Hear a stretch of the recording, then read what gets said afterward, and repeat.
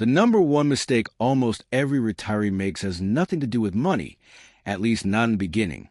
It starts in the mind, in the heart, in how retirement is viewed. For years, perhaps decades, retirement was imagined as a moment of absolute rest, the end point of obligation, the day when everything would finally be resolved. You worked, contributed, did your part, now it's just time to live. And that's exactly where the mistake lies. Retirement isn't an end point, it's a phase change. But almost no one emotionally prepares for this change, and that takes a heavy toll over time. When retirement arrives, the first feeling is usually relief. Relief from not having to wake up early every day, from not facing traffic, pressure, demands, goals. In the first months, everything seems right. The routine becomes lighter, the body rests, the mind slows down. But silently, something begins to change. The structure that organized the days disappears. Work, whether you liked it or not, gave rhythm, identity, purpose. Suddenly, that space becomes empty, and that emptiness, if not filled consciously, ends up being occupied by bad decisions, harmful habits, and choices that seem small but accumulate consequences. The number one mistake is believing that, after retiring, planning is no longer necessary. Planning your time, money, routine, relationships, mind. Many retirees think planning is something from the active phase of life, that now it's just about going with the flow. And that's dangerous. Without planning, days become too loose. And when everything is loose, anything takes its place. Spending without noticing, habits that harm health, emotional isolation, financial decisions made on impulse or under pressure from others. It's very common for retirees to start spending more than they should in the first years, not because they want to show off, but because they feel they now deserve it.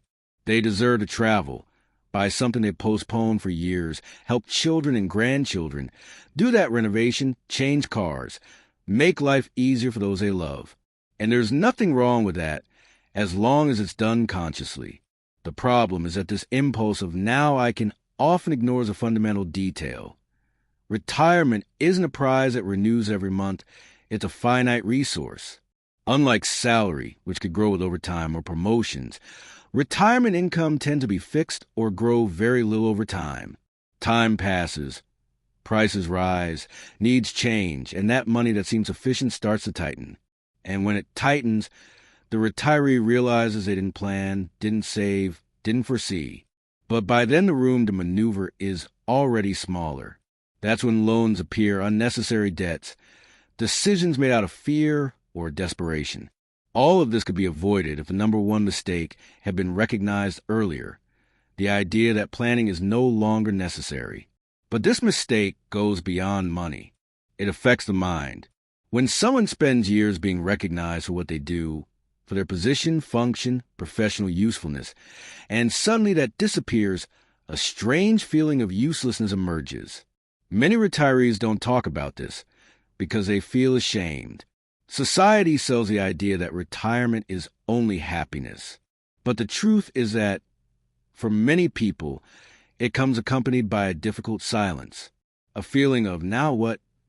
Without emotional planning, that feeling grows, and it grows in silence. Some try to fill that void by staying in front of the TV all day. Others spend hours on their phone without noticing time passing. Some isolate themselves. Others become emotionally dependent on family, hoping that children and grandchildren will give meaning to their days. None of these things by itself is a problem. The problem is when they become the only source of occupation, meaning identity. Human beings need to feel useful, need to feel they contribute, learn, evolve, regardless of age.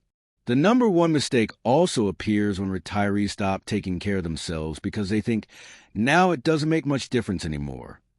They stop moving, eating well, caring for mental health. After all, they already worked their whole life. Now it's time to rest. Resting is important, but abandoning yourself isn't. The body, when it stops too much, rusts. The mind, when not stimulated, weakens. And this happens gradually, without fanfare, until one day fatigue appears without effort. Sadness emerges without clear reason, motivation disappears. Another delicate point of this mistake is the relationship with family money. Many retirees feel they need to financially help children and grandchildren, even when it compromises their own security.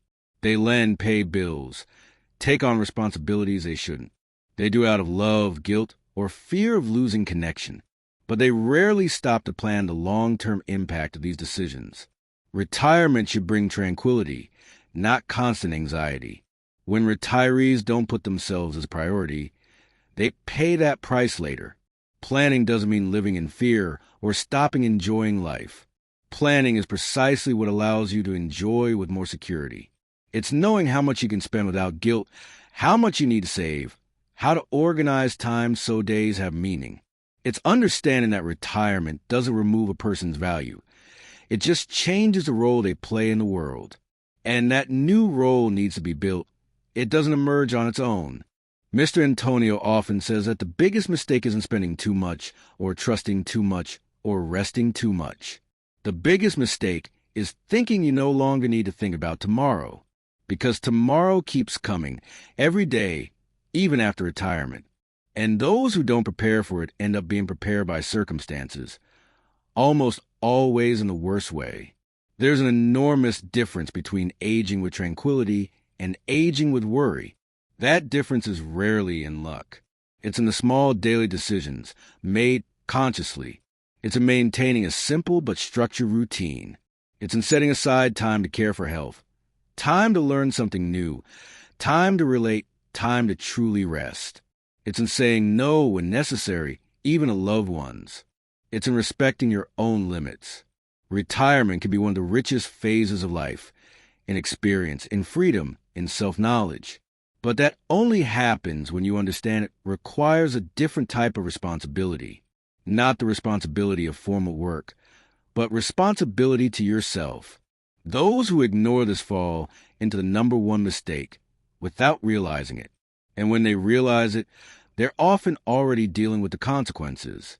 So if there's one piece of advice that needs to be heard calmly, it's this. Don't abandon planning just because you're retired. Plan your days, your money, your energy, and your mind.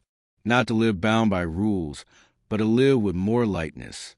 Retirement doesn't take away anyone's value, but it requires wisdom. And wisdom begins when you recognize that this new phase deserves as much attention as all the others that came before. This is Mr. Antonio, speaking to you. Think about this calmly.